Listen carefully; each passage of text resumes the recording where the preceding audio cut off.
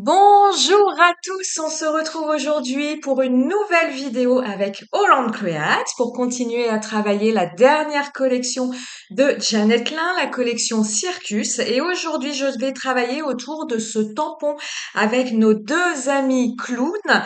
Et j'ai eu envie d'utiliser, vous le voyez à l'écran, la voiture de Janet Klein. C'est une ancienne collection et j'avais envie de mettre en scène mes deux clowns autour de cette voiture pour imaginer un thème autour de la parade du cirque. Et aujourd'hui, je vais travailler autour de la technique du cache.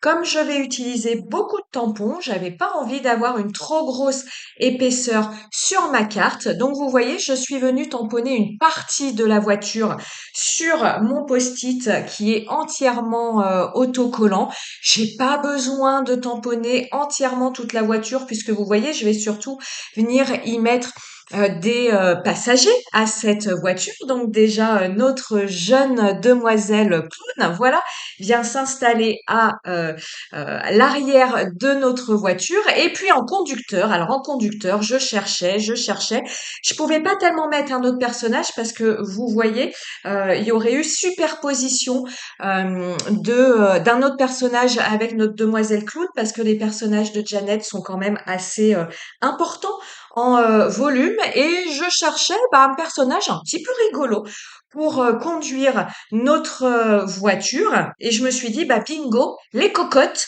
Les cocottes, ça fait très cirque. Vous voyez l'expression de cette cocotte. En plus, elle regarde en arrière comme ça, comme si elle regardait en arrière un petit peu le show que pouvait faire notre ami clown. Donc j'ai trouvé que la cocotte en conductrice de notre voiture, c'était parfait. Notre jeune fille clown en passagère et puis vous le verrez vous l'avez vu sur la composition finale de ma carte, notre jeune homme clown lui sera à côté de la voiture. Alors je vais juste revenir pendant la colorisation, je vais juste revenir un petit peu sur la technique du cache, vous donner quelques infos. C'est une technique qui est très très connue. Donc je vous rappelle, la technique du cache, elle consiste à, avec un papier autocollant, à venir masquer une partie d'un motif. Donc ici, c'était ma voiture.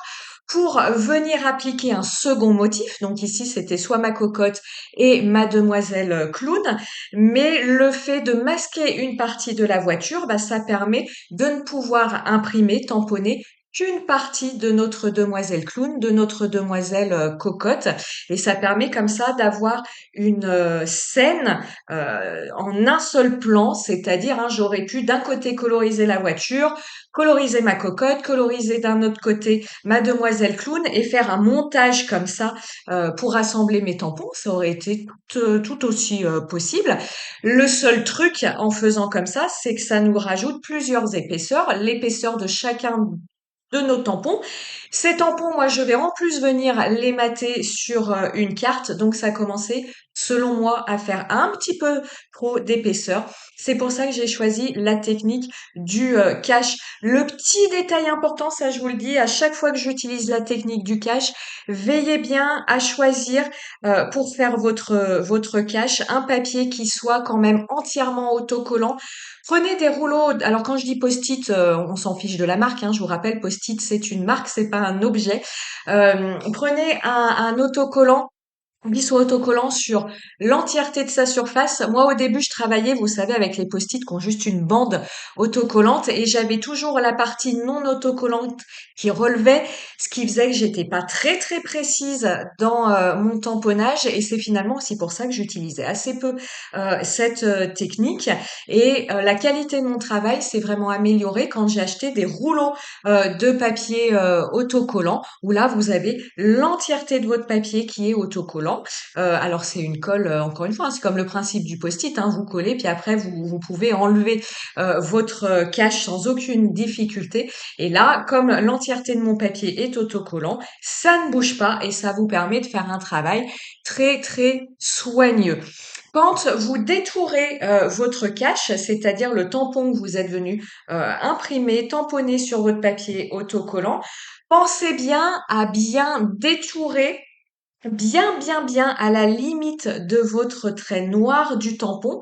Ne laissez pas une petite bande entre votre tamponnage et votre détourage. Vous savez, parfois on peut détourer, c'est des choses qui se font très bien, où on laisse une petite marge entre son tampon et là où on passe son petit coup de ciseau. Le problème, si vous faites ça avec votre cache, eh bien quand vous allez venir le coller et tamponner par-dessus, cette petite marge va se voir, ce qui fera que ce sera pas très joli et qu'il faudra venir compléter votre tamponnage au crayon. Et vous êtes comme moi, pas très doué avec votre coup de crayon. Le résultat risque de pas être très heureux. Donc veillez bien à bien découper à la limite de votre trait noir. Concernant la colorisation, donc ici j'utilise les Derwent Intense. Je vous fais une petite parenthèse. En commenté ici, je ne vous fais que le jeune homme clown. Par contre, vous pouvez retrouver à la fin de la vidéo en musique la colorisation de la voiture, la jeune fille et ma cocotte. Ça faisait une vidéo, une colorisation trop longue à commenter. Je vous ai quand même mis la colorisation, mais voilà, si ça vous intéresse, elle est en fin de vidéo en musique. Les Derwent Intense, alors je vous rappelle, hein, je suis en train de vous préparer un guide de démarrage à la colorisation au crayon de couleur. Dans ce guide de démarrage, je vais vous parler des crayons de couleur d'utilisation à sec, donc les crayons de couleur à l'huile, à la cire, mais je vais également vous parler des crayons de couleur aquarellables. Donc je vous parlerai des Derwent Intense, mais déjà ce que je vous dis souvent, hein, c'est que les Derwent Intense, moi je les mets un petit peu à part des autres crayons de couleur aquarellables. Pourquoi? Parce que les Derwent Intense sont dans leur composition très particulier. Ils sont composés d'encre de Chine, ce qui donne cet aspect très intense comparé à d'autres crayons de couleur aquarellables type Albrecht Dürer ou les Supracolor Soft de Caran d'Ache ou d'autres crayons de couleur aquarellables. Je vous parlerai également dans ce guide et dans les vidéos qui iront avec ce guide d'autres crayons de couleur aquarellables comme les Brut Thunder par exemple. Voilà, je vais vous parler de plein de choses, mais ceux-là, ils sont particuliers dans leur composition et ils sont de fait, alors je vais pas dire particuliers dans leur utilisation parce que les techniques vont être exactement les mêmes qu'avec les autres crayons de couleur, mais ils vont avoir un rendu beaucoup plus intense, beaucoup plus peps que les autres crayons de couleur aquarellables et ils vont dans leur utilisation saturer beaucoup plus vite votre papier que les autres crayons de couleur aquarellables. Ils sont très simples d'utilisation, mais il faut simplement voilà, avoir l'habitude de ces petites différences pour pouvoir les utiliser pleinement leur potentiel. Je vais pas dire qu'avec ces crayons de couleur-là, les dégradés sont plus compliqués. En fait, c'est pas le mot juste. Comme je vous dis, vous allez utiliser la même technique, c'est-à-dire comme vous l'avez vu pendant ma colorisation de mon clown ou vous verrez pour la voiture après, vous allez utiliser la technique du couche sur couche pour faire votre dégradé, comme on fait habituellement avec n'importe quel crayon de couleur.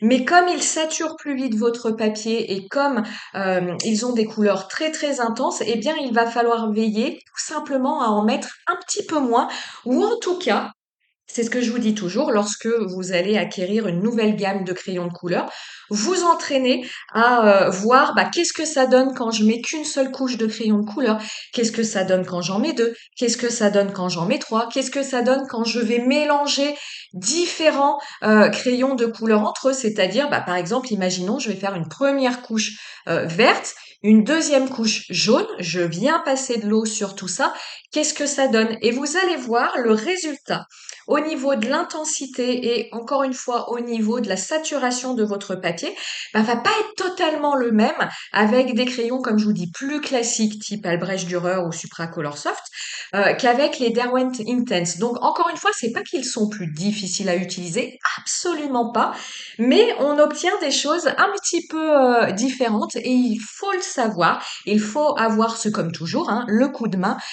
pour voilà, être à l'aise dans sa colorisation. Mon fond de carte, rapidement, vous avez vu, j'ai fait un fond de carte en réalisant des taches de couleur avec mes feutres aquarellables et collines. Vous pouvez utiliser n'importe quel feutre aquarellable et pour cette technique de tache au feutre, vous pouvez même utiliser n'importe quel feutre à l'eau. Hein. Vous n'avez pas besoin qu'il soit aquarellable. Des fois, ce que j'ai fait dans de précédentes vidéos et qui ne sont pas aquarellables, c'est que j'ai utilisé, vous savez, les surligneurs, les stabilos. Les surligneurs, ils ne sont pas aquarellables, mais vous pouvez tout à fait réaliser, voilà, de faire des tâches avec ce type de feutre-là. Je suis venue par la suite ajouter de la texture avec les ribbons de Holland Create. J'ai voilà choisi des couleurs sur les tons de orange, jaune, rose qui allaient bien avec ma colorisation. Et puis pour finir, je suis ajouté un tamponnage, vous voyez, noir que je suis venue embosser avec une poudre transparente, tout simplement parce que comme j'avais mis auparavant un ruban, ça donne un effet un petit peu plastique, c'est exagéré, mais voilà, ça fait une couche en fait qui imperméabilise votre colorisation et qui va faire que l'encre va être très très très longue à sécher avec en sous-couche un ruban.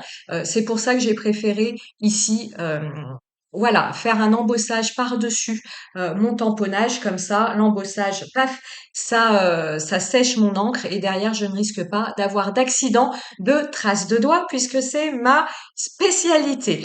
Je suis venue ajouter des petits die ronds dans ma composition et si vous regardez ces die ronds, je les ai placés au niveau des personnages. L'idée était pour moi d'attirer l'œil au niveau de mes personnages puisqu'ici j'ai une scène avec beaucoup de choses. Et oui, j'en discute avec certains. Quand je fais du Holland Create, j'ai tendance à en mettre beaucoup. Je sais pas, je pense que c'est l'ambiance de la marque qui fait ça. Je peux faire des choses très sobres par ailleurs et dès que je fais avec Holland Create, ça part dans tous les sens. Bon, au moins comme ça fait des styles différents et on s'ennuie pas. Le titre, je l'ai réalisé avec une planche de tampon. Jeannette nous a sorti une planche de tampon avec l'alphabet en majuscule et en minuscule. Donc, je suis venue faire mon titre puisque je n'avais pas de titre Circus Parade. Je suis venue le réaliser avec cette planche de tampon. Voilà, cette réalisation est terminée. J'espère qu'elle vous aura plu. Je vous montre la photo finale de ma réalisation et puis je vous laisse maintenant tranquillement en musique pour la colorisation de ma composition que vous voyez ici. Elle m'a pris beaucoup de temps. Ça m'aurait pris beaucoup plus de temps si j'avais utilisé des crayons de couleur classiques, puisque le crayon de couleur aquarellable est quand même plus rapide que le crayon de couleur classique.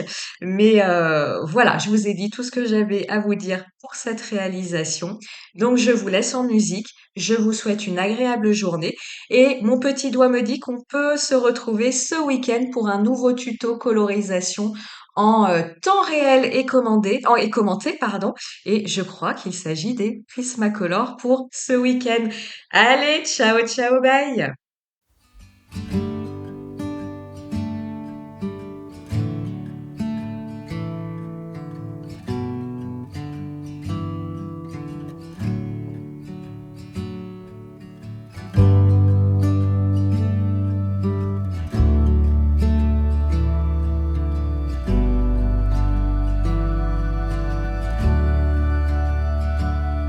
In the corner of the crowded room, your eyes meet mine.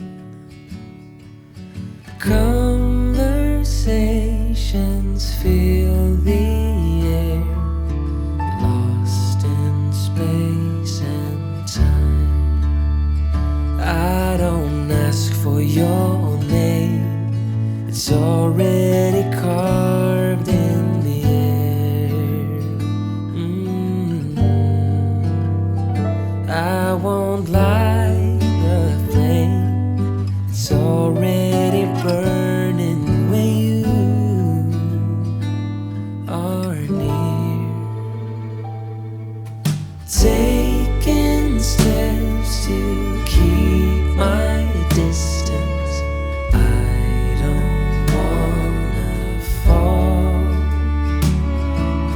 I strong enough to guide my heart away from it all?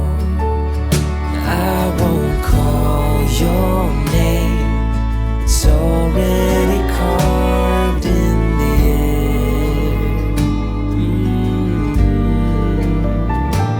I won't light the flame, it's already burning when you are near. Do we all so slowly lose control as emotions overflow, falling into the unknown?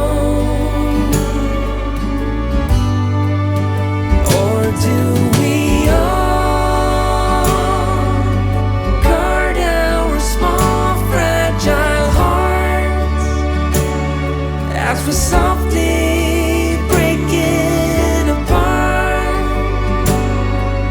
afraid to give in to the stars and open up our hearts?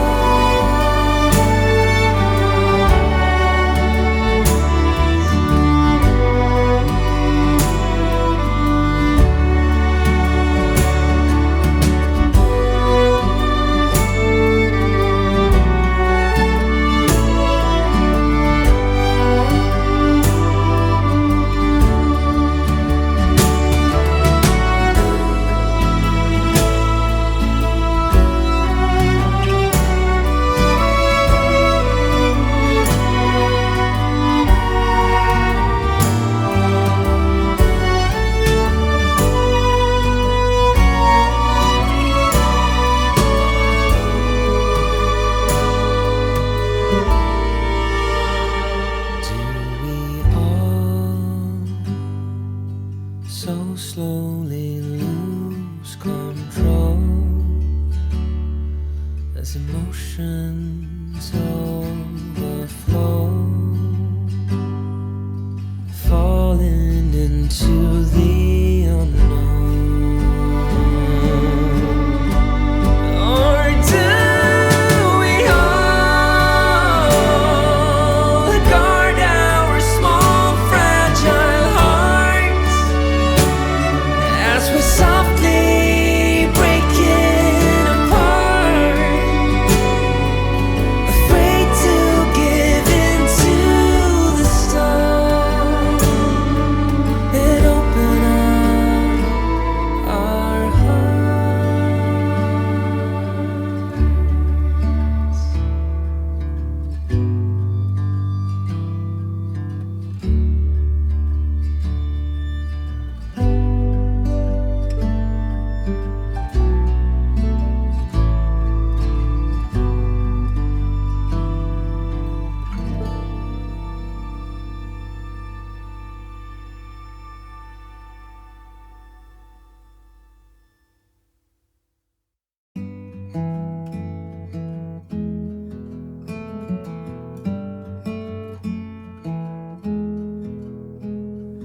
Wide awake, all the memories are on replay. I reach for you, but you're thousands of miles away. Every heartbeat, every breath is filled with thoughts of you. I am so lost without you, and I don't know what to do.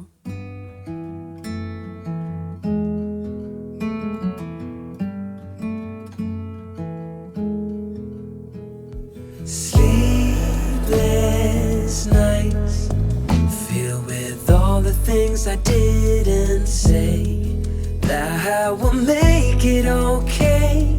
Turn back time, never let you slip away. Every heartbeat, every breath is filled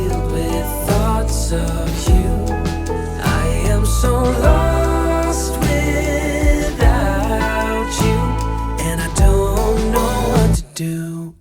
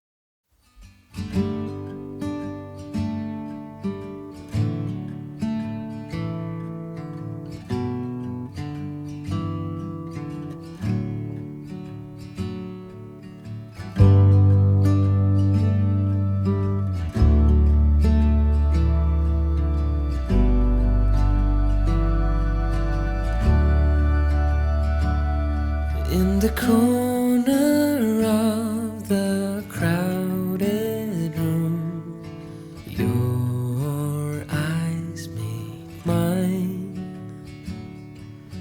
Conversations fill the air, lost in space and time. I don't ask for your name, it's already carved in the air. I won't lie.